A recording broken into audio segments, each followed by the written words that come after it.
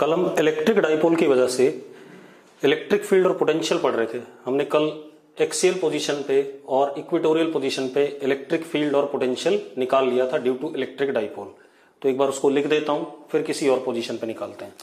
तो हमारे पास क्या था, suppose this is minus Q,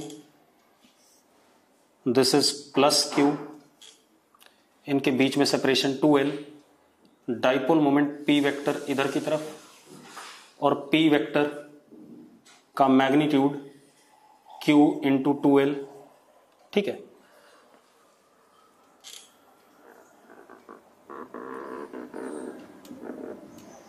ये पोजीशन हमारी इक्वेटोरियल पोजीशन थी, परपेंडिकुलर बाइसेक्टर पे हमने कहा था।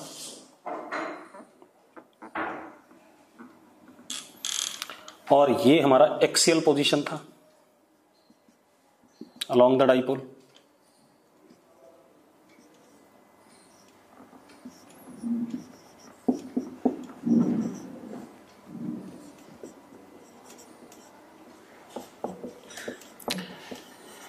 एक्सियल पोजीशन को हम एंड ऑन पोजीशन भी कहते थे और इक्वेटोरियल को हम ब्रॉड ऑन भी कहते थे। ठीक है, इतनी बात। अब अगर मुझे इस जगह पे इलेक्ट्रिक फील्ड बताना था एट व्हाट डिस्टेंस x, ठीक है, या इधर बताना था एक्सियल पोजीशन पे x दूरी पे,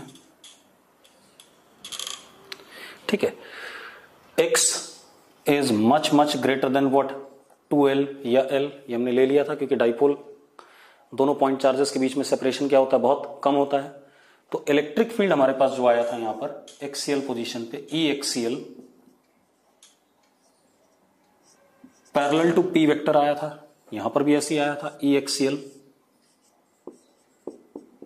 पैरेलल टू p वेक्टर, हाँ या ना।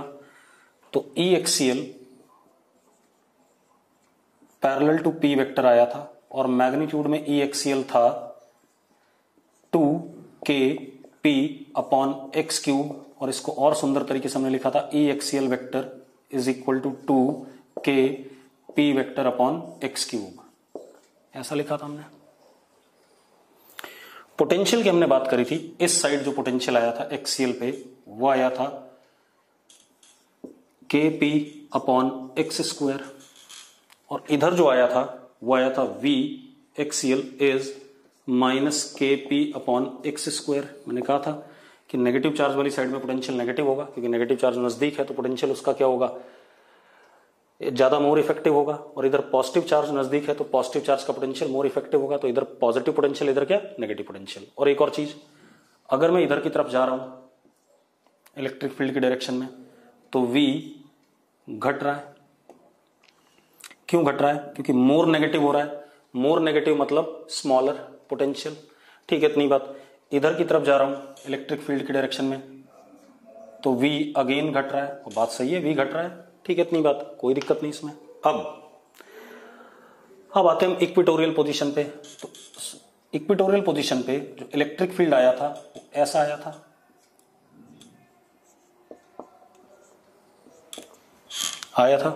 और इक्वेटोरियल क्या आया था, anti parallel to p vector, और मैग्नीट्यूड में क्या था equatorial kp upon x cube, मतलब एक्सियल पोजीशन का आधा। ठीक है, इतनी बात। दूसरा, इसको और सुंदर तरीके से क्या लिख सकते थे, equatorial is minus kp vector upon x cube. दूसरा, इक्वेटोरियल पोजीशन पे पोटेंशियल हर जगह क्या था, जीरो, कहीं पर भी। क्यों? क्योंकि अगर मैं यहां पर एक प्लेन सरफेस बनाऊं, ये वाला प्लेन सरफेस, तो एक बात तो इस प्लेन सरफेस के इलेक्ट्रिक फील्ड क्या परपेंडिकुलर है, और अगर यहां पोटेंशियल जीरो है तो यहां भी इलेक्ट्रिक फील्ड ऐसे ही होगा, यहां भी इलेक्ट्रिक फील्ड ऐसे ही होगा। इस सरफेस पे हर जगह इलेक्ट्रिक फील्ड क्या है, इस सरफेस के परपेंडिकुलर है। तो अगर यहां पोटेंशियल जीरो है तो इलेक्ट्रिक फील्ड अगर किसी सरफेस के परपेंडिकुलर होती है तो वो सरफेस क्या होता है, इक्विपोटेंशियल सरफेस होता है। तो यहां जीरो, तो यहां भी वीई क्या जीरो, यहां भी वीई क्या जीरो, हर जगह इस सरफेस पे क्या होगा, वी जीरो आ जाएगा। ठीक है, ये बात आ गई हमारी इलेक्ट्रिक फील्ड और पोटेंशियल की on axial position and equatorial position. ठीक है, अब अगर मुझे किसी जनरल पोजीशन पे यहां पर बताना हो इलेक्ट्रिक फील्ड और पोटेंशियल ड्यू टू डाइपोल, तो उसको कैसे निकालेंगे। ठीक है, इतनी बात अब वो कर लेते हैं बेटा।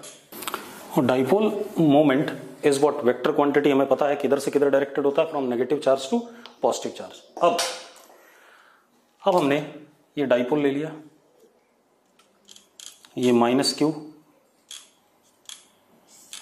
और ये प्लस क्यू,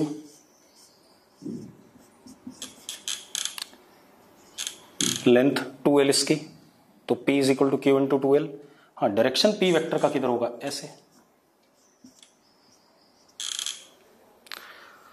मुझे अब इस जगह पे, सपोज इस जगह पे एट डिस्टेंस x, ये एंगल कितना, थीटा, इस जगह पे मुझे इलेक्ट्रिक फील्ड और पोटेंशियल बताना है। अब ये जनरल पोजीशन हो गई कि नहीं हो गई, देखो आप, कोई भी जनरल पोजीशन जिसका P वेक्टर के साथ कितना एंगल बन रहा हो, थीटा एंगल, और कितने डिस्टेंस पे हो, x डिस्टेंस पे, x बहुत बड़ा है 2l से। अब इसको हम कैसे करेंगे, मेरी बात अब ध्यान सुनना, क्योंकि P एक वेक्टर क्वांटिटी है तो मैं इसके दो कंपोनेंट ले लेता हूं, एक इसके perpendicular, this is what P sine theta, और एक इसके अलोंग P कॉस थीटा। अब क्या कहानी बेटा, अब जरा ध्यान देखो, अब ये डाइपोल दो डाइपोल्स में टूट गया, एक P साइन थीटा और एक क्या, P कॉस थीटा, ये 90 डिग्री। ठीक है, अब मैं क्या करूंगा, इन दोनों डाइपोल्स को अलग अलग कर लेता हूं और इनकी वजह से यहां पर इलेक्ट्रिक फील्ड निकालता हूं। ठीक है, इतनी बात। उसका जो रिजल्टेंट होगा वो हमारा क्या हो जाएगा, रिजल्टेंट इलेक्ट्रिक फील्ड। एक बार इसकी वजह से इलेक्ट्रिक फील्ड निकालूंगा, एक बार इसकी वजह से निकालूंगा इस जगह पे, और दोनों का नेट हमारा क्या हो जाएगा, रिजल्टेंट इलेक्ट्रिक फील्ड। अब एक बात बताओ, ये पोजीशन इस वाले डाइपोल के लिए क्या हो गई, इस वाले डाइपोल के लिए क्या हो गई, एक्सियल हो गई, एक्सिस के अलॉन्ग है। और इस वाले के लिए क्या हो गई, ये डाइपोल ऐसा है, उसका क्या, परपेंडिकुलर बाइसेक्टर, तो क्या हो गई, इक्विटोरियल। अब इस डाइपोल की वजह से जो इलेक्ट्रिक फील्ड होता है, हमें पता है डाइपोल मोमेंट के अलॉन्ग होता है, तो ये आ गया हमारा E एक्सियल इलेक्ट्रिक फील्ड आ गया, और मैग्नीट्यूड में कितना आया, E axial is equal to 2k P cos theta upon x cube, क्योंकि अब P की जगह क्या है, डाइपोल मोमेंट कितना है, P cos थीटा है। इसी तरीके से ये इक्वेटोरियल वाला है, इसके एंटी पैरेलल आता है, तो इसके बिल्कुल क्या आएगा, अपोजिट आएगा। ये E इक्वेटोरियल हो गया। ठीक है, इतनी बात। और इक्वेटोरियल मैग्नीट्यूड में कितना आएगा, K P साइन थीटा, क्योंकि अब डाइपोल मोमेंट कितना है, P sine theta upon x cube. तो अब जो हमारा नेट इलेक्ट्रिक फील्ड इस जगह पे आएगा, वो इन दोनों का क्या आएगा, रिजल्टेंट आएगा।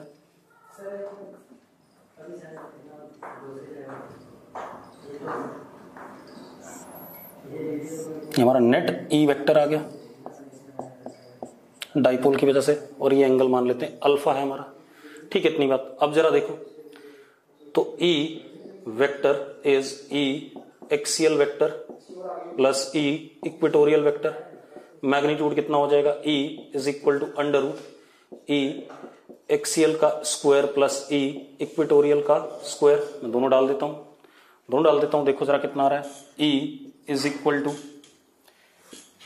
KP upon x cube, common है बाहर आ जाएगा, बचा क्या, under root 4 cos square theta plus sine square theta. Sine square theta plus cos square theta क्या होता है, 1 होता है। तो E का मैग्नीट्यूड आ गया KP upon x cube under root 1 plus 3 cos square theta, ये मैग्नीट्यूड आ गया। हाँ या ना। अब डायरेक्शन देख लें बेटा, tan अल्फा, ये डायरेक्शन किसके रिस्पेक्ट में, इस लाइन के रिस्पेक्ट में, एंटी क्लॉकवाइज डायरेक्शन में आ रहा है। tan alpha is E equatorial upon E axial, तो tan alpha this upon this, तो KP upon x cube cut गया, क्या आया, half sine theta upon cos theta, that is what, tan theta, half tan theta. ये direction आ गया इसका, इस line के रिस्पेक्ट में इधर की तरफ। क्लियर इतनी बात। अब हम चेक करते हैं कि क्या ये पिछले एक्सियल और इक्वेटोरियल के फॉर्मूले के सही है कि नहीं है। चलो, अगर एक्सियल पोजीशन होती तो थीटा क्या होता, 0 या 180, हाँ या ना। अगर इधर की तरफ है तो 0 डिग्री और इधर की तरफ होता तो क्या 180। तो अगर हम cos 0 डालें तो 1 + 3 कितना √4 दैट इज 2, सही है, 2 kp/x³। 180 होता तो भी क्या आता है 1 आता, 1 + 3 कितना 4, 2, तो बिल्कुल सही है, कोई दिक्कत नहीं है इसमें। ठीक है इतनी बात। तो मैग्नीट्यूड एक्सियल के लिए क्या आ रहा है, सही आ रहा है। अब इक्वेटोरियल के लिए चेक करते हैं। इक्वेटोरियल के लिए थीटा क्या होता है 90, cos 90 क्या 0, तो क्या आ गया kp/x³, बिल्कुल सही आ रहा है कि नहीं आ रहा है। तो इसका मतलब ये जनरल रिजल्ट इक्वेटोरियल एक्सियल सबके लिए क्या है, बिल्कुल सही है, कोई दिक्कत नहीं इसमें। अब आते हैं हम पोटेंशियल निकालने पर। इसी में पोटेंशियल एट दिस प्लेस, तो जरा देखो, हम पोटेंशियल पहले एक्सियल की वजह से निकालते हैं। एक्सियल की वजह से पोटेंशियल होता है k p cos theta dipole moment upon what x², और इक्वेटोरियल की वजह से पोटेंशियल 0 होता है। तो टोटल पोटेंशियल जो आएगा वो आएगा v axial plus v equatorial, यानी कि v = kp cos theta upon x², ये आ गया। अब आप एक काम करो, थीटा को क्या डाल दो 0 डाल दो। थीटा को अगर आप 0 डालते तो क्या आता है kp/x² आता है, सही बात है, यही आया था हमारे एक्सियल पे। और अगर थीटा को हम क्या डाल दें 180 डाल दें इधर, तो क्या आएगा -kp/x², बिल्कुल सही बात है, आ रहा है कि नहीं आ रहा है। और अगर हम 90 डाल दें इक्वेटोरियल पे तो क्या आ जाएगा 0 आ जाएगा। तो ये जनरल रिजल्ट हो गया। किसी भी जगह पर हमें क्या निकालने के लिए, अगर ये याद है और ये याद है तो हमारा काम एक्सियल और इक्वेटोरियल पे निकालने की जरूरत नहीं है, इससे काम चल जाएगा थीटा की वैल्यू डाल करके। क्लियर है। तो ये हमारे पास पोटेंशियल और इलेक्ट्रिक फील्ड आ गया किसी भी डाइपोल की वजह से on it's axial position, on it's equatorial position, या किसी भी जनरल पोजीशन पे। क्लियर है इतनी बात। अब हम आगे बात करेंगे। आगे क्या बात करेंगे, अब इलेक्ट्रिक डाइपोल को हम किस में रखना चाहेंगे, एक्सटर्नल इलेक्ट्रिक फील्ड में। मतलब इलेक्ट्रिक डाइपोल का बिहेवियर कैसा है जब हम उसे किसी एक्सटर्नल इलेक्ट्रिक फील्ड में रखें। ठीक है इतनी बात। तो अब इलेक्ट्रिक डाइपोल इन एक्सटर्नल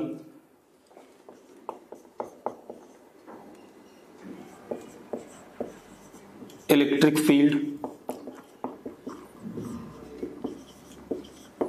ठीक है इतनी बात। ये एक्सटर्नल इलेक्ट्रिक फील्ड है, डाइपोल की फील्ड नहीं है। एक चीज और भाई, डाइपोल जो इलेक्ट्रिक फील्ड प्रोड्यूस करेगा वो खुद पे तो फोर्स लगाएगा नहीं। मैं अगर कोई फील्ड प्रोड्यूस कर रहा हूं तो क्या मैं खुद पे कोई फोर्स लगाऊंगा उसकी, नहीं, मैं आपके ऊपर लगाऊंगा।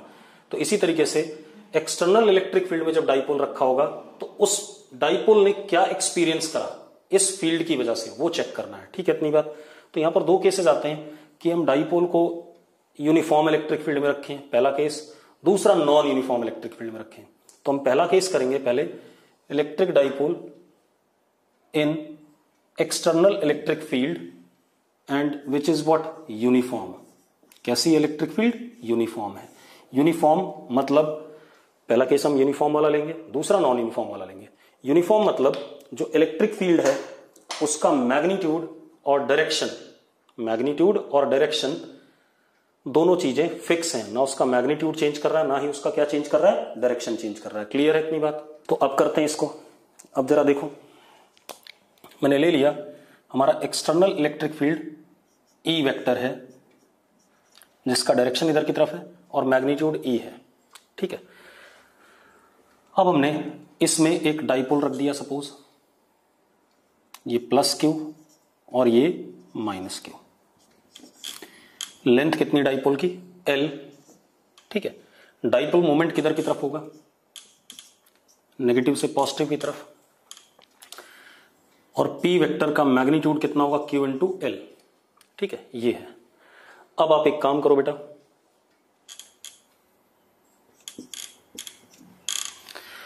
अब अगर आप इस डाइपोल को 2 पॉइंट चार्जेस मानो, ये +q और ये -q। ठीक है इतनी बात। तो एक बात बताओ, इस +q पे जो इलेक्ट्रिक फोर्स लगेगा वो इलेक्ट्रिक फील्ड के पैरेलल लगेगा, और कितना लगेगा, q × e vector. This is F1, हाँ या ना, आगे की तरफ। और इस पे किधर लगेगा, minus Q into E vector, minus Q क्योंकि अपोजिट डायरेक्शन में ई वेक्टर के, इसलिए माइनस ई वेक्टर हो गया, is equal to what, F2, और तो कोई फोर्स लगने वाला नहीं। अब अगर मैं टोटल फोर्स की बात करूं इसके ऊपर, force on dipole that is F1 vector plus F2 vector, कितना आ गया बेटा जरा बताना, 0 आ गया कि नहीं आ गया, हाँ या ना। तो हम क्या कह सकते हैं कि जो हमारे पास इलेक्ट्रिक डाइपोल है, अगर हम उसे यूनिफॉर्म इलेक्ट्रिक फील्ड में रखते हैं तो उस पर फोर्स क्या लगेगा, 0 लगेगा। आप किसी भी सिचुएशन में रख लो, ठीक है।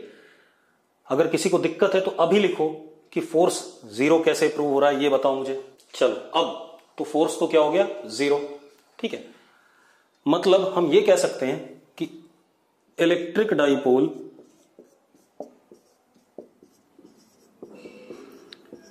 इन uniform electric field do not experience any force that is translatory equilibrium। कैसा इक्विलिब्रियम, ट्रांसलेटरी इक्विलिब्रियम, ट्रांसलेट नहीं करेगा, ठीक है, इतनी बात। अब जरा देखें टॉर्क लगेगा या नहीं लगेगा, वो भी चेक कर लें बेटा, ठीक है। सपोज ये एंगल कितना है, थीटा है, पी वेक्टर और ई वेक्टर के बीच में। अब एक बात बताओ यार, अगर कोई बॉडी है, डाइपोल एक बॉडी मान लेते हैं, सिस्टम मान लेते हैं, अगर कोई बॉडी है, अब मैं देखो मैं बिल्कुल 11th क्लास में जो मैंने पढ़ाया उसको लेके चलूंगा, ठीक है, इतनी बात। कुछ लोग क्या करते हैं कि इसको आसानी से कराने की कोशिश करते हैं, लेकिन मैंने 11th में अगर रोटेशन पढ़ाया है तो मैं उसी हिसाब से लेना चाहूंगा। मैंने क्या पढ़ाया था कि अगर कोई बॉडी है और उस पे दो forces equal and opposite direction में लग रहे हैं और उन फोर्सेस के बीच में सेपरेशन है, तो ऐसे फोर्सेस उस बॉडी पे क्या लगाते हैं, कपल लगाते हैं। हमने कहा था, याद है किसी को? अगर याद है तो यस लिखो, जिसको याद नहीं हो लिखो नो। कपल की डेफिनेशन क्या थी? When on a body two equal and opposite forces act, ठीक है, इतनी बात, equal and opposite forces act at some separation from each other, तो उसको क्या कहते थे हम? क्या कहते हैं? कपल कहते थे। और कपल अगर लगता है, रुक जाओ मत लिखो ऑब्वियस, कपल अगर लगता है तो ऑब्वियस सी बात है बॉडी क्या करेगी? रोटेट करेगी, ठीक है, इतनी बात। तो हम क्या कह सकते हैं? Since F1 anti parallel to F2 and F1 का मैग्नीट्यूड बराबर F2 के and separated from each other.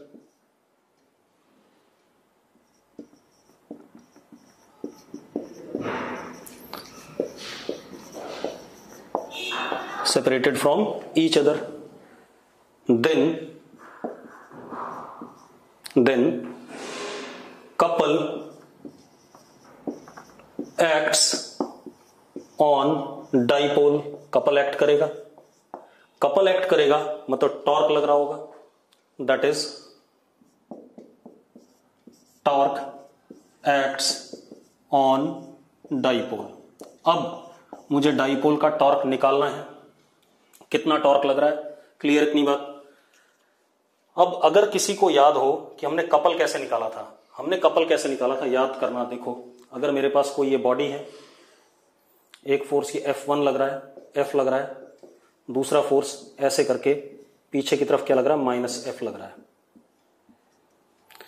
तो मैंने कहा था संसार के हर पॉइंट के अबाउट ऐसे सिस्टम पे टॉर्क क्या होता है? बराबर आता है।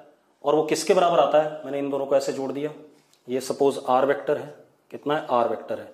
जो टॉर्क मैंने बताया था, torque was equal to R cross F। कितने लोगों को ये बात याद है? ठीक, अब सुनो भाई, तो ऐसा मैंने कहा था, चलो अगर आपको नहीं पता है तो मैं निकाल देता हूं, पहले तो इस तरीके से निकाल देता हूं। तो टॉर्क कितना लगेगा इस पे? R क्रॉस F लगेगा। तो R वेक्टर क्या हो गया हमारा? ये हो गया। इसको R वेक्टर ले लेते हैं, L वेक्टर कह दूं इसे, इस लेंथ को क्या कह दूं मैं? L वेक्टर, क्योंकि इसकी लेंथ कितनी है? L है, डायरेक्शन इधर की तरफ। तो जो टॉर्क हो गया हमारे पास बेटा, वो कितना हो गया? L वेक्टर क्रॉस कितना बेटा, एल वेक्टर क्रॉस F1। अब मैं दूसरे तरीके से भी निकालूंगा भाई, ठीक है, परेशान ना होना। L vector cross F1, L vector cross F1 तो tau is equal to L cross q into E vector, ठीक है। Tau is equal to q L vector cross E vector. एक बात बताओ यार, q into L vector, q into L vector इधर की तरफ डायरेक्शन आ रहा है, और क्यू इंटू एल का मैग्नीट्यूड किसके बराबर है, पी के बराबर है या नहीं, और डायरेक्शन भी इधर ही है एल वेक्टर की। तो इस चीज को क्या लिख सकते हैं, torque is equal to P cross E, लिख सकते हैं या नहीं लिख सकते हैं। तो हमारे पास टॉर्क कितना लग रहा है डाइपोल पे यूनिफॉर्म इलेक्ट्रिक फील्ड में, पी क्रॉस ई। तो अब यह क्लियर हो गया कि अगर हमारे पास कोई डाइपोल है तो उस पर नेट फोर्स तो क्या लगेगा, जीरो लगेगा, लेकिन टॉर्क कितना लगेगा डाइपोल पे यूनिफॉर्म इलेक्ट्रिक फील्ड में, dipole moment cross product with E vector. Clear है इतनी बात, ये मजेदार रिजल्ट आ गया। अब जरा इसको आगे हम एनालाइज करते हैं, ठीक है। तो हमने कंक्लूड क्या करा बेटा, अब जरा ध्यान दो, मिटा दें इसे। अब देखो भाई, हमारे पास क्या है, सपोज हमारे पास ये डाइपोल मोमेंट था पी वेक्टर, अब मैं प्लस क्यू माइनस क्यू नहीं लिखूंगा, ये हमारे पास इलेक्ट्रिक फील्ड थी uniform eight an angle what, theta. तो हमें क्या मिला, पहला, इन uniform electric field F on dipole is what, zero. इसको क्या कहेंगे, ट्रांसलेटरी इक्विलिब्रियम।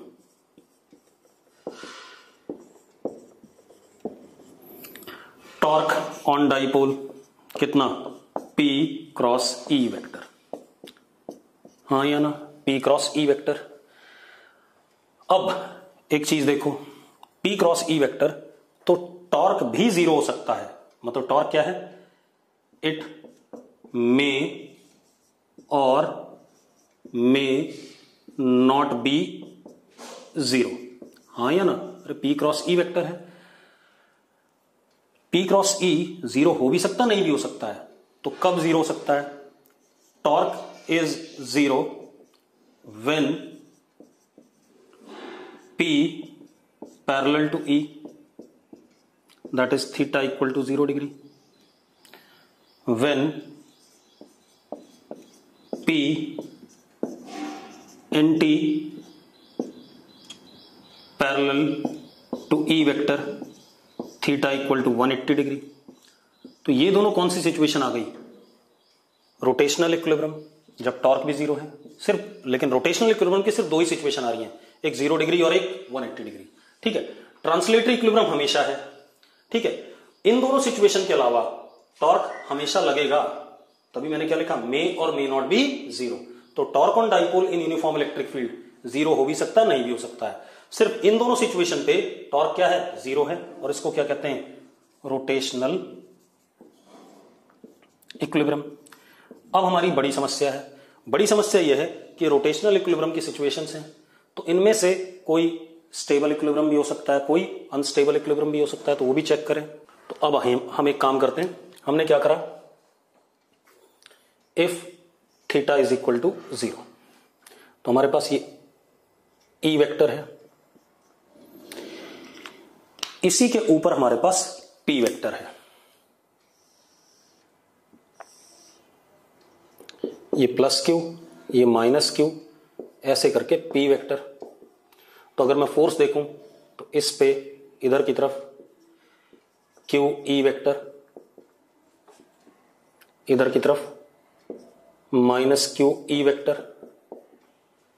अब जरा देखो ये क्या हो गया, हमने एक चीज और पढ़ी थी रोटेशन में कि अगर फोर्सेस एक दूसरे के पैरेलल होते हैं और सेम लाइन पे होते हैं और डायरेक्शन में अपोजिट होते हैं, तो उनका नेट टॉर्क संसार के हर पॉइंट के अबाउट क्या आता है, जीरो आता है, ठीक है। क्योंकि आर क्या हो गया, जरा देखो, अगर मैं इसको एल वेक्टर कहता हूं तो एल क्रॉस एफ, एफ कितना क्यू ई, और एल क्रॉस दिस ई और एल क्या हो गए, पैरेलल, तो टॉर्क अपने आप क्या आ जाएगा, जीरो आ जाएगा, ठीक है। तो चलो हमें तो अब तो पता ही है टॉर्क का फॉर्मूला, उसकी जरूरत नहीं है। तो देखो एफ क्या आ गया, जीरो, एफ क्या आ गया, एफ इज जीरो। टॉर्क भी क्या आ गया, जीरो आ गया, क्योंकि पी और ई क्या हो गए, एक दूसरे के पैरेलल। अब चेक करें, मतलब इक्विलिब्रियम तो है, हर टाइप का इक्विलिब्रियम, रोटेशन और ट्रांसलेशन दोनों है। अब हम ये चेक करें कि अगर मैं इस पी वेक्टर को हल्का सा रोटेट कर देता हूं, मान लो मैंने इसको हल्का सा, चलो अगला डायग्राम बना लेते हैं।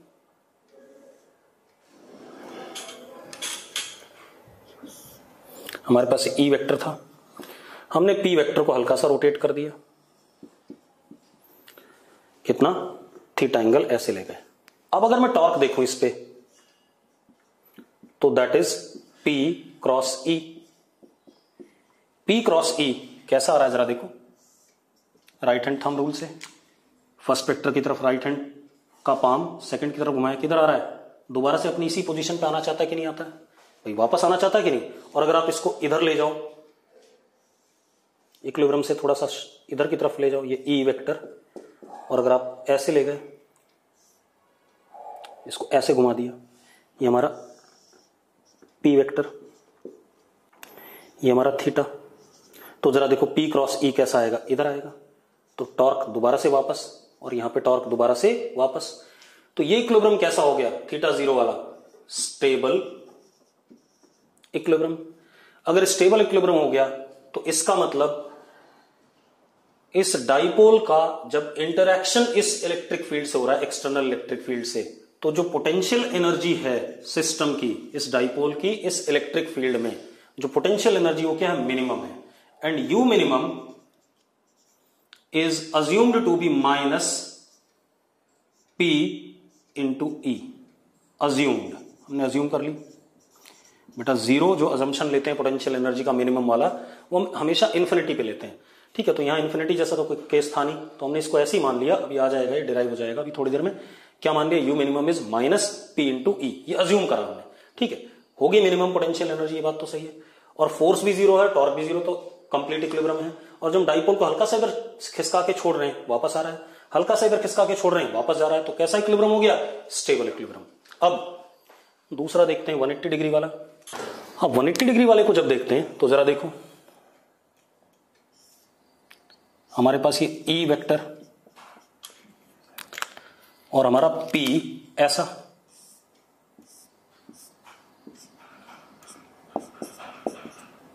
that is if theta is equal to 180 degree P NT parallel to E।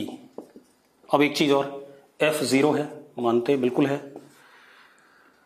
Torque भी क्या है, जीरो है, P क्रॉस E फॉर्मूले में टॉर्क क्या आ रहा है, जीरो आ रहा है, मतलब क्या हो गया, इक्विलिब्रियम हो गया। अब कौन सा इक्विलिब्रियम है ये चेक करना है, ठीक है। चलो अब देखो, हमारे पास ये E वेक्टर है, हमने इस डाइपोल को रोटेट करा,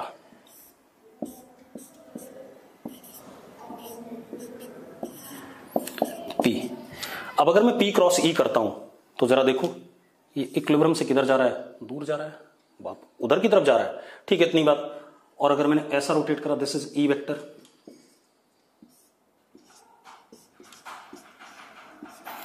ये हमारा थीटा, तो एक बात बताओ, P क्रॉस E दोबारा से इधर जा रहा है, तो टॉर्क ऐसा हो गया, इस केस में ऐसा हो गया, मतलब इक्विलिब्रियम से क्या जा रहा है, दूर जा रहा है, तो ये कैसा इक्विलिब्रियम हो गया, अनस्टेबल। अनस्टेबल इक्विलिब्रियम हो गया, तो U is what, maximum. And U maximum आप नहीं भी अज्यूम करोगे तो भी जो लिख रहा हूं वही आएगा अभी, is what P into E assumed. किसी भी एक को अज्यूम कर लो, दूसरा अपने आप आ जाएगा, ठीक है, क्योंकि हमने स्टेबल इक्विलिब्रियम को अगर रेफरेंस माना, उसको वैल्यू दे दी कितनी, माइनस पी, तो अनस्टेबल वाला अपने आप प्लस पी आ जाएगा, और अनस्टेबल वाले को रेफरेंस माना, उसको वैल्यू दे दी प्लस पी, तो स्टेबल वाला अपने आप माइनस पी आ जाएगा। क्लियर है इतनी बात। तो हमने डिसाइड कर लिया कौन सा स्टेबल इक्विलिब्रियम है, कौन सा अनस्टेबल इक्विलिब्रियम है, क्योंकि 0 डिग्री और 180 डिग्री पे फोर्स और टॉर्क दोनों जीरो थे, बाकी जगह पर फोर्स जरूर जीरो था लेकिन टॉर्क कहीं भी जीरो नहीं था बाकी जगह पर, ठीक है। तो ये कंप्लीट इक्विलिब्रियम है, rotational as well as translational. ये वाला कैसा, स्टेबल, ये भी कंप्लीट इक्विलिब्रियम है, रोटेशन प्लस ट्रांसलेशन, लेकिन ये रोटेशन का क्या हो गया, अनस्टेबल हो गया। क्लियर इतनी बात, ठीक। अब मिटा दें इसे। अब हमें क्या करना है, अब हमें पता चल गया कि डाइपोल पे यूनिफॉर्म इलेक्ट्रिक फील्ड में फोर्स हमेशा जीरो लगेगा, टॉर्क जीरो लग भी सकता है, नहीं भी लग सकता है, और 180 डिग्री पर और 0 डिग्री पे टॉर्क जीरो होगा, और 0 डिग्री पे रोटेशनल इक्विलिब्रियम क्या होगा, स्टेबल, और 180 डिग्री पे रोटेशनल इक्विलिब्रियम क्या होगा, unstable.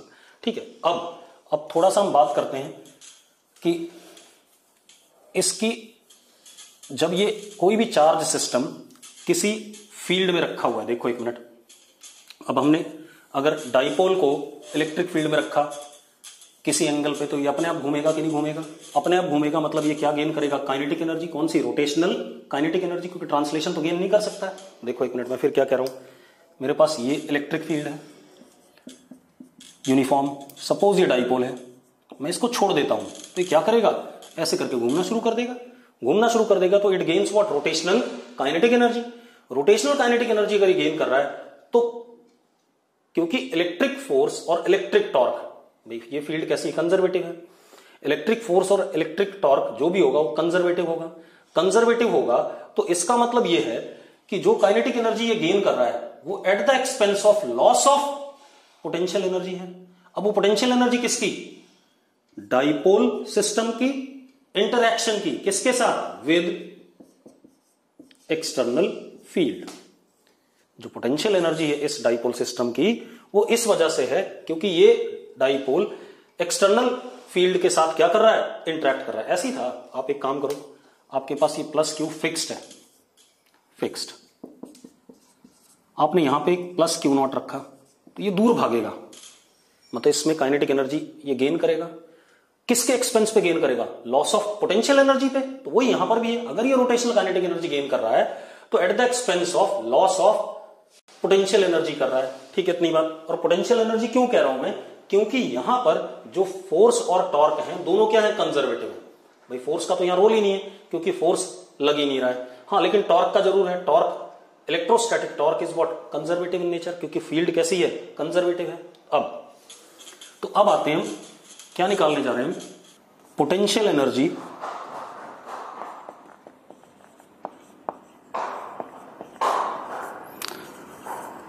of dipole system in uniform external electric field vector, in uniform external electric field vector। ठीक है, इतनी बात। हम क्या निकालने जा रहे हैं, potential energy of dipole in uniform external field vector. अब जरा देखो एक मिनट, हमारे पास ये एक यूनिफॉर्म इलेक्ट्रिक फील्ड है सपोज। ठीक है, इतनी बात। ये हमारे पास डाइपोल है P, ये एंगल कितना हमारा, थीटा इनिशियल। ठीक है, इतनी बात। अब जो टॉर्क इस पे लग रहा होगा इलेक्ट्रिक फील्ड का, ऐसे लग रहा होगा P cross E, electric field का। ठीक है, इतनी बात। अब चेंज इन पोटेंशियल एनर्जी की डेफिनेशन क्या है, du is equal to minus dw conservative. यही फॉर्मूला है या नहीं है भाई, change in potential energy is equal to work done against conservative force और टॉर्क, क्योंकि यहां फोर्स की बात नहीं करेंगे, किसकी बात करेंगे, टॉर्क की। तो change in potential energy is work done against conservative torque. ठीक है, तो du इज इक्वल टू, ठीक है, और टॉर्क का मैग्नीट्यूड कितना है, टॉर्क इधर की तरफ है, अंदर की तरफ है, इसका मतलब टॉर्क कैसा है, अंदर की तरफ, cross P cross E। Torque का मैग्नीट्यूड कितना है, P E साइन थीटा। किसी मोमेंट पे, मान लो किसी मोमेंट पे रास्ते में हम इसको इधर की तरफ घुमा रहे थे, किसी मोमेंट पे एंगल क्या है, थीटा है, ये हमारा P वेक्टर किसी मोमेंट पे। ठीक है, इतनी बात। अब एक बात, तो अगर मैं इधर की तरफ ले जा रहा हूं तो ऑब्वियस सी बात है पोटेंशियल एनर्जी बढ़ेगी। क्यों बढ़ेगी, क्योंकि मैं इलेक्ट्रोस्टैटिक टॉर्क के अगेंस्ट जा रहा हूं। मैंने बताया था अगर आप इलेक्ट्रोस्टैटिक फोर्स के अगेंस्ट ले जाते हो तो पोटेंशियल एनर्जी बढ़ती है, और अगर इलेक्ट्रोस्टैटिक फोर्स खुद वर्क करता है तो पोटेंशियल एनर्जी क्या करती है, घटती है। ठीक है, तो ये यहां पर भी यही कहानी है, अगर हम इधर ले जा रहे हैं तो पोटेंशियल एनर्जी बढ़ रही है, और अगर ये इधर आ रहा होता तो पोटेंशियल एनर्जी क्या कर रही होती, घट रही होती। ठीक है, इतनी बात। क्योंकि टॉर्क अंदर की तरफ है और हम ले कैसे जा रहे हैं इसको, ये जो थीटा है कैसा है, जरा देखो थीटा कैसा है, डॉट है, बाहर की तरफ ले जा रहे हो आप। थीटा इज व्हाट, थीटा कैसा है, डॉट है बाहर की तरफ। तो जरा देखो टॉर्क के अपोजिट ले जा रहे हो आप, इस वजह से क्या कहते हैं, पोटेंशियल एनर्जी बढ़ेगी। ठीक है, अब d U is equal to minus tau electrostatic dot d theta, ये होता है छोटे से एलिमेंटल चेंजेस के लिए। तो ये हमने थोड़ा सा इसे घुमा दिया और डी थीटा,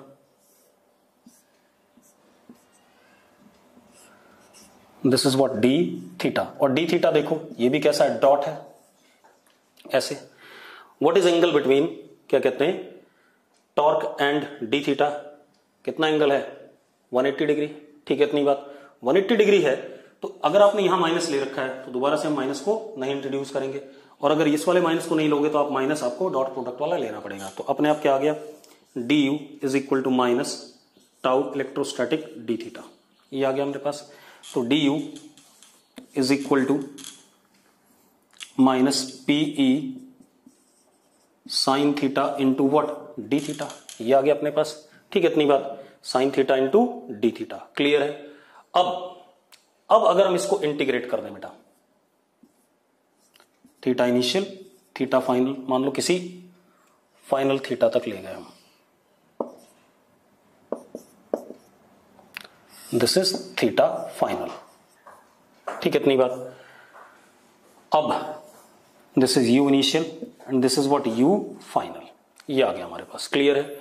अब जरा देखो तो हमारे पास रिजल्ट क्या आएगा, U final minus U initial is equal to, मैं लिख रहा हूं रिजल्ट देखो, minus p E cos theta final minus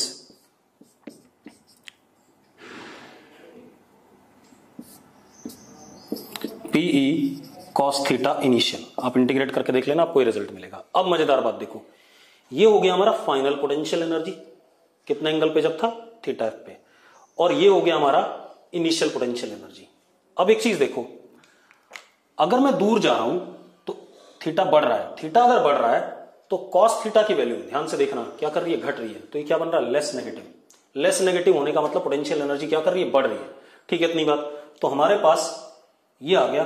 तो अब जरा देखो हम क्या लिख सकते हैं, किसी भी थीटा की पोटेंशियल एनर्जी क्या लिख सकते हैं, माइनस पीई कॉस थीटा। जब डाइपोल क्या कहते हैं, इलेक्ट्रिक फील्ड के साथ कितना एंगल बना रहा है, थीटा। तो हम ये भी लिख सकते हैं U is equal to minus p dot E, क्या लिख सकते हैं, यू को माइनस पी डॉट ई, ये लिख सकते हैं। अब देखो बिल्कुल सही आ रहा है, अगर थीटा 0 होता तो कितना आ जाता, यू माइनस पी, और थीटा अगर 180 होता तो कितना आता, प्लस पी। ठीक है, इतनी बात। और प्लस पी सबसे बड़ी वैल्यू है, क्योंकि जब थीटा 180 होगा तो माइनस 1 आएगा कॉस थीटा, माइनस माइनस क्या हो जाएगा, प्लस हो जाएगा। तो सबसे ज्यादा पोटेंशियल एनर्जी तब होती है इलेक्ट्रिक डाइपोल की, जब वो इलेक्ट्रिक फील्ड के साथ कितना एंगल बना रहा है, 180 डिग्री। और सबसे कम कब होती है, जब वो कितना बना रहा है, 0, तब कितनी है, माइनस पी, और 180 डिग्री पर कितनी है, प्लस पीई। यही मैंने कहा था आपसे। ठीक है, इतनी बात, ये आप देख लो भाई। इसके बाद ये हो गया हमारे पास। अब सुनो भाई, अब हम जरा समराइज कर दें बेटा।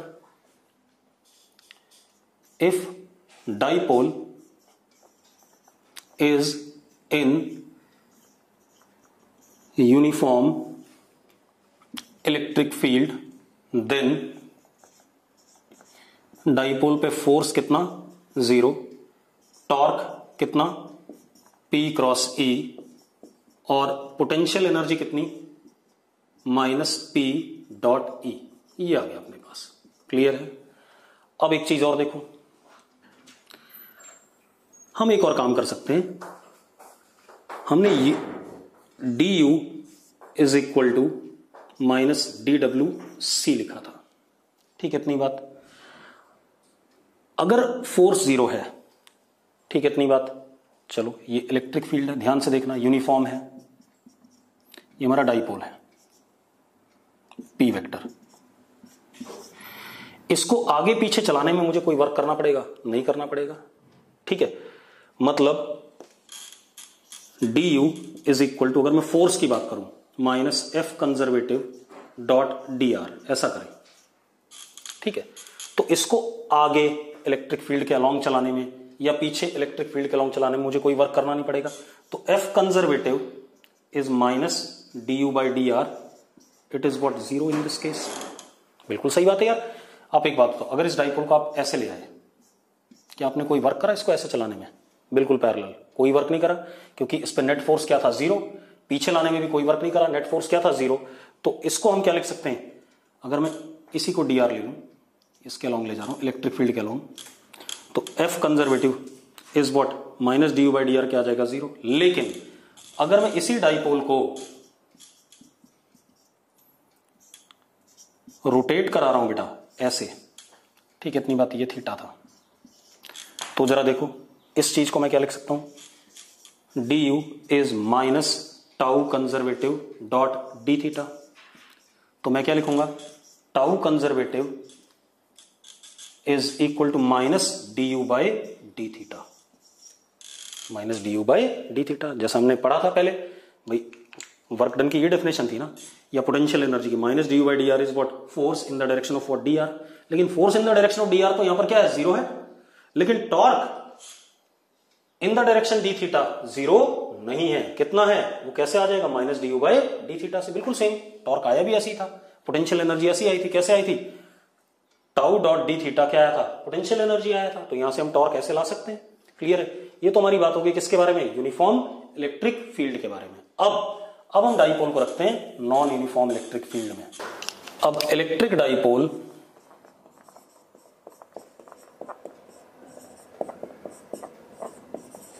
In non uniform electric field,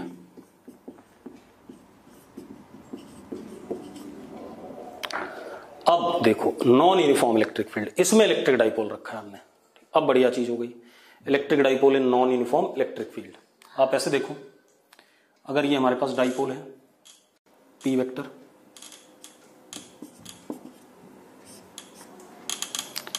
यहां प्लस क्यू, यहां माइनस क्यू, मान लो यहां पर इलेक्ट्रिक फील्ड इस जगह पे इलेक्ट्रिक फील्ड कैसा है? ऐसा है, E1, इस जगह पे E2। ये मैग्नीट्यूड अलग हो सकता है, डायरेक्शन सेम भी हो सकता है, डायरेक्शन भी अलग हो सकता है, मैं ये नहीं कह रहा हूं, ठीक है, इतनी बात। तो अब जरा देखो, इस पे जो फोर्स लगेगा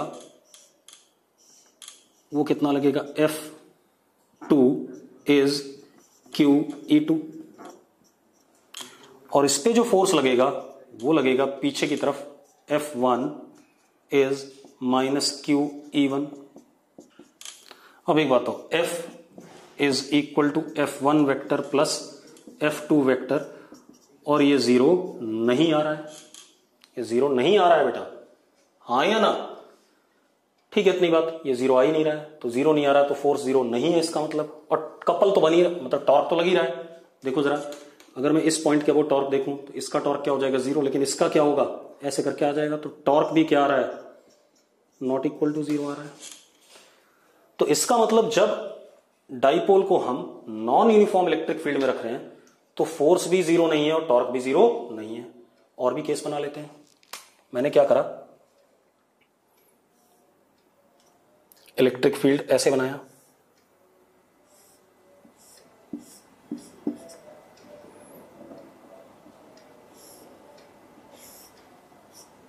ऐसे, यहां पर इलेक्ट्रिक फील्ड का मैग्नीट्यूड है 10 वोल्ट पर मीटर, और यहां नीचे की साइड में कितना? 5 वोल्ट पर मीटर, ऐसा मान लेते हैं। अब मैंने क्या करा, डाइपोल को ऐसे रखा यहां पर,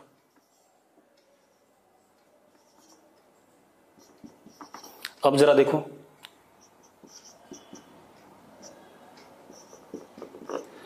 जरा देखो, इस केस में इस पे कैसा? QE1, और इधर कितना? QE1 minus. तो इस केस में फोर्स भी 0 है और टॉर्क भी क्या आ रहा है? 0 आ रहा है। तो यहां से क्या कंक्लूड कर सकते हैं हम कि जब electric dipole non uniform electric field में रखा हुआ है तो force on electric dipole may or may not be 0, torque on electric dipole may or may not be 0। बात समझ में आ रही है मैं क्या कह रहा हूं? ठीक है, क्योंकि दोनों केसेस हो सकते हैं। जरा देखो, इस जगह पे इलेक्ट्रिक फील्ड इतनी 5 थी, हाँ अगर मैं ऐसे रख देता इसी डाइपोल को,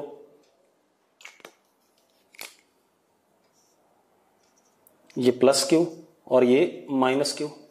अब जरा देखो, इस पे फोर्स लगता क्यू E2 और इस पे फोर्स लगता क्यू E1।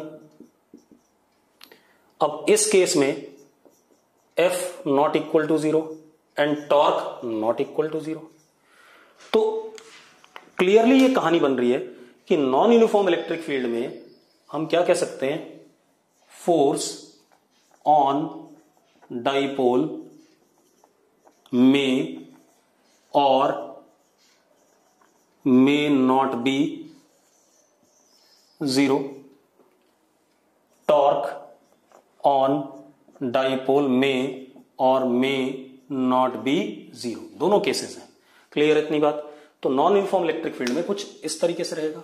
ठीक है, मिटा दें इसे। अब थोड़ा सा और देखते हैं इसी को। अब जरा देखो, मान लो ये इलेक्ट्रिक फील्ड है कहीं पर ऐसे,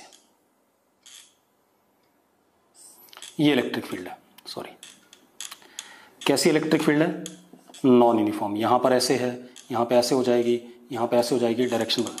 और ये हमारे पास क्या है, डाइपोल, क्योंकि डाइपोल बहुत छोटा होता है बेटा। चलो ऐसे देखते हैं, इस लाइन के टेंजेंट हर जगह इलेक्ट्रिक फील्ड है, मतलब यहां पर इलेक्ट्रिक फील्ड ऐसे, मैग्नीट्यूड कुछ, डायरेक्शन इधर, यहां पर देखो ऐसे। तो जरा देखो, इलेक्ट्रिक फील्ड का डायरेक्शन भी बदल रहा है, मैग्नीट्यूड बदल रहा है जगह जगह। तो मैंने क्या करा, इस जगह पे इलेक्ट्रिक फील्ड ऐसे है बेटा, है, यहां पर एक डाइपोल रखा है। अब बेटा डाइपोल का साइज बहुत छोटा होता है, ये आपको पता है, मैंने बोला था बहुत छोटा सा साइज है, पी वेक्टर, ये एंगल थीटा। ठीक है, अब अगर मैं इसकी पोटेंशियल एनर्जी कहूं इस सिचुएशन में, तो that would be minus p dot ई, मतलब इस मोमेंट पे potential energy minus p dot ई होगी, पढ़ा हुआ है हमने। अब जरा देखो, F जो फोर्स लगेगा डाइपोल पे, that is equal to minus D U by D r, पढ़ा हुआ है हमने, minus D U by D r. यही फॉर्मूला है भाई, कंजर्वेटिव फोर्स या electrostatic force, electric force on dipole is what, minus D U by D r. ये आ गया। अब एक काम करो, ये माइनस और u की वैल्यू का ये वाला माइनस क्या हो जाएगा, प्लस हो जाएगा। तो d upon D R into what p dot E, हाँ या ना। अब p तो क्या होगा, डाइपोल मोमेंट तो फिक्स है उस जगह पर, तो वो तो डेरिवेटिव से बाहर आ जाएगा। तो क्या आ जाएगा, F electrostatic on dipole is p dot dE by dr। और ये जो फोर्स आएगा इलेक्ट्रोस्टैटिक, ये किसके पैरेलल आएगा, dr के। किसके अलॉन्ग आएगा, dr के अलॉन्ग आएगा। क्लियर इतनी बात? ठीक है, चलो उसको लिखने की जरूरत नहीं, बाद में अपने आप आ जाएगा। ठीक है, तो F electrostatic is P dot D by dr। ये बहुत बढ़िया रिजल्ट है, कई जगह डायरेक्ट यूज होगा अभी आपके पास। अब इसी को आप क्या लिख सकते हो, देखो इसी को आप ऐसे भी कह सकते हो, ये यहां से यहां आया था, torque electrostatic can be written as minus D U by D theta. ये भी लिख सकते हो, अभी पढ़ा था हमने भाई, tau minus tau dot d theta क्या था, डी यू था। तो अब टाउ इलेक्ट्रोस्टैटिक इज, यहीं पे लिख लो, माइनस इसका माइनस और एक यू का माइनस, क्या हो जाएगा, प्लस हो जाएगा। क्या हो गया, डी पी डॉट ई अपॉन डी थीटा। अब अगेन हमारे पास P क्या है, P क्या है, फिक्स है, वो तो बाहर आ जाएगा डाइपोल मोमेंट। तो क्या आ गया, P dot d E by D theta हमें क्या दे देगा, टॉर्क दे देगा इस पे। तो अगर आपको नॉन यूनिफॉर्म इलेक्ट्रिक फील्ड में कहीं पर फोर्स निकालना है डाइपोल पे, तो फॉर्मूला क्या होगा, P dot D by D R. Torque निकालना है तो P dot D by D theta. Clear इतनी बात? ये हमारा फॉर्मूला हो गया किसके लिए, नॉन यूनिफॉर्म इलेक्ट्रिक फील्ड में डाइपोल पे फोर्स और टॉर्क का। ठीक है, अब लेक्चर को आज यही रोकेंगे, कल इस पे और सवाल करेंगे हम। ठीक है इतनी बात? तो डाइपोल का लेक्चर नंबर 2 हो गया। ठीक है इतनी बात, इसको आप कर लोगे। उसके बाद कल हम नॉन यूनिफॉर्म इलेक्ट्रिक फील्ड में डाइपोल पे कितना फोर्स लगता है, कितना टॉर्क लगता है, वो कैलकुलेट करेंगे डिफरेंट सिचुएशंस में।